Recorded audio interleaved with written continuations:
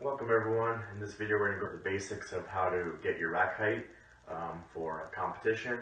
So there's lots of different types of racks out there that are used. The one we're going to go over now is a ER rack. A lot of the stuff for the competition racks are the same, other than maybe just some of the differences in hole sizing. So your rack height number will be a little bit different depending on the overall process of how to get your rack heights is the same. So we have two different hooks. We have one up here that's used to get for the squat, and then one used to get for the bench. So for right now, we got everything set up for the squat, so we're going to show how to get your rack height for the squat. So I'm going to grab the camera and come around shot and see what's going on as far as changing the height.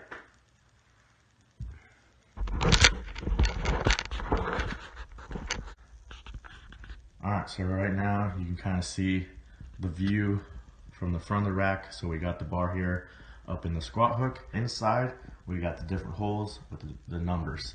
Same thing on this right side. The numbers are on the inside on this model. For some of them, numbers or even on both inside and outside. So you just want to look and see where the numbers are. And then the number is going to be where the pin is in. So here we're on 18 right now. So you want to make sure you're on the same number on both so it's even. All right. Then you have the extra pin, which you use to adjust the number. So you in this hole right above or below it, because if we're in the hole right above it or below it, then the jack that we have here used to jack it up. All right, so we always want at least one hole spacing between in order to adjust. So here you 16 and 18, then the jack will be able to fit in there. Okay.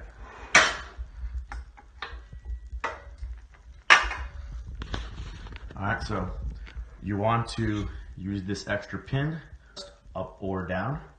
So I'll first explain it and then I'll show you. So if you want to adjust this from 18 to something bigger, 19 or 20, push up on this pin and then switch this pin to what you need. And then if you want to go down, say you want to go down from 18 to 13, then you push up on this pin with the jack and then you pull this to slowly bring it down to the 13. Alright, so now I'm going to set up the camera and go over an example of changing it with those numbers that I just said.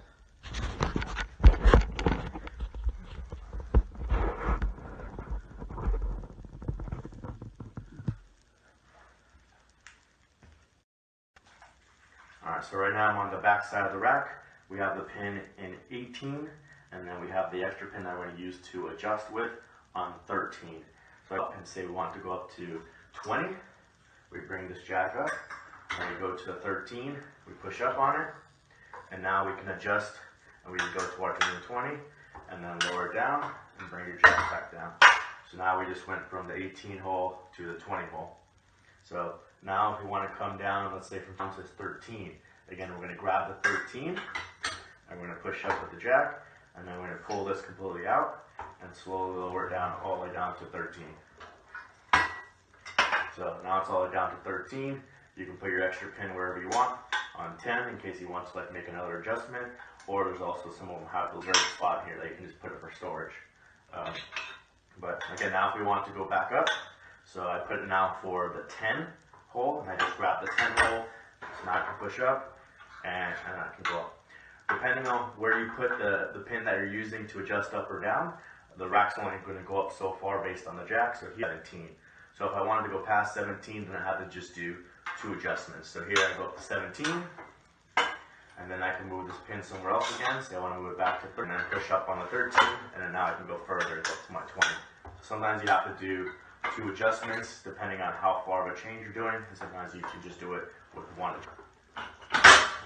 The other option is if you have the bar on here with no weight on there. Since there's no weight, it's pretty easy to just lift this up. The jack is very helpful when there's a lot of weight on the bar. But if you just want to lift with your hand on this, you can lift, and then you can adjust the hole sizing by hand. And then you can move it up or down. So with just the empty bar on there, it's easy to do that. And then whatever you do on the one side, do it on the other side. That way you have the bar even. If you do have any weights on there, you want to make sure you also have the collars on there and tight, because if you start adjusting one side, then you see the bar is going to be angled, and it's possible that the weights will fall off the side. So you want to make sure you have the collars on there, or you have a buddy on the other side, and you're making the adjustment. That way the weights don't fall off.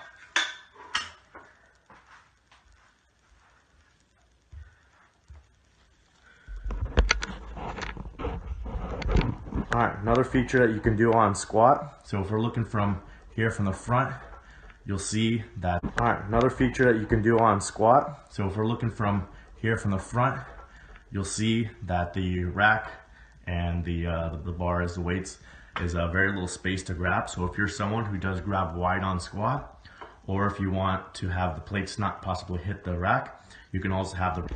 So down here at the very bottom, all right, we got this that we can lift up, and this allows us to bring the rack in. So once you pull on, now the upright gets angled in, and then if we come back up to the top, now you can see the upright is angled in, and there's more space here to grab.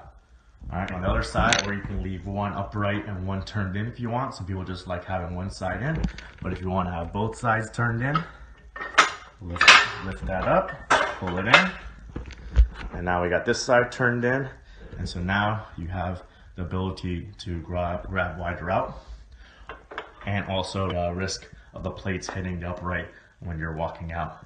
So when you get your squat rack height, you'll be giving them the number here. So here will be, that's the one that it's on. This one is just for adjustment, and you can also put it in here. So this is the number you give, squat rack height 18. And then if you want, or both sides in, you can say both sides in, or you can say left in, or you can say right in. If you just want the standard, then you just leave it as out. And if you want to adjust this, again, if you want to go back out, you lift this up, push it, put it back down. Same thing with the other side. Lift this up, push it, put it back down. And then now we're back to the standard out position. All right, so that's what you want to do for getting your rack height per squat. Pick on is based on your height, your bar position, your shoes, and how comfortable you feel. If you like a small unrack, if you like a big unrack, then you have to just make the adjustment and do it in the gym. All right, so now we're going to set up for the bench and go over getting the rack heights for the bench.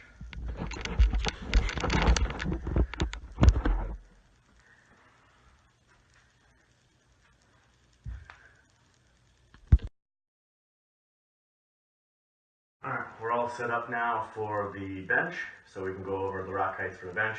You see the bench now is in the rack. We also have these safeties here that we don't have for squat that we have for bench. And like I said at the beginning, now we have the bar and the bench hook versus the squat hook. So as far as getting your rack height for the bench, you just put it in this hook, and then the adjustments on the rack are going to be the same. You set the pin above, and then you make the adjustment whether you want to come up or down. Make sure you're balanced on both sides if you have the weights on there, or you have a collar on there so you don't tip the weights over and dump everything. And then just how you like to take it out depends on whether you like to take out a lot of the weight or a small amount. The difference is going to be a couple of things. One will be the safety. We call these face savers.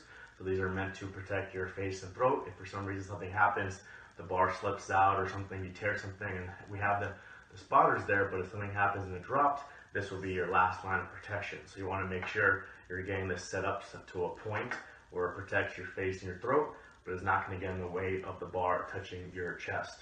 Okay, so we'll go over that, and that has numbers on the inside. Sometimes we'll have it on the outside. Sometimes we'll even have it over here. On this one, I have it set up on the inside over here, and on the inside on this right one as well. All right, and then the other thing would be if you need foot blocks for bench press, if you want to put your feet up on blocks. Competitions will have different height blocks set up, either in inches or centimeters. So it might be like a 2-inch block, a 5-inch block, and a big 10-inch block. So depending on what they have at the competition, then you can also test those out, and that'll be what you give as part of your rack height. So I just want to go over real quick an example of this face saver. So if I were to take this bar out, all right, and bring it down to my chest, you see I don't hit the safeties, so I am able to touch my chest and do a full rep. But if for some reason I lose it towards my face, this is going to protect my face. So it's not going to get in the way of hitting my face. helping me during the rep, but it's going to protect my face and throat. So you want to make adjustments to this. So there's no weight on this. You can just lift this up and you will adjust it to whatever hole you want. If you need it lower, you can go all the way down here, down to 3, get it nice and low. And if you're a bigger person, you need it up high, you can bring it up high. This one is just on 12, and you can adjust it to what you need. What I had it set to for myself was on 8, which just kept enough space to not touch my chest, but protecting my face and throat. And I can even do adjustments and test out maybe with 7, it'd be a little bit more spacious to make sure that I'm not hitting the safeties during my rep. And then, like I said, you test out your foot blocks. Alright, so that would be getting your rack height for bench. Alright, so the last thing I just wanted to go over is this is kind of like a standard rack height sheet you might see at a competition. So these are some of the things we went over and that you would be filling out on the sheet. So you have your name, and the first thing is the squat rack. So that's the first rack height I went over when we did the pin adjustments with the bar and the top hook for squat. So you want to make sure you look at what the number is for the bottom pin that's in there, and that's what you would write down. Then you have squat in/out. So that would be when we made the adjustment where you can have the uprights being in, or you can leave it out, which is the standard. So you can do out, you can do in, you can also do just left in or just right in if you only wanted one of the uprights in. So those would be your options there. Then we went on and we set for bench press. So this bench rack would be the same thing as the squat, just with the bar now in the bench hooks. So you get your rack height for bench.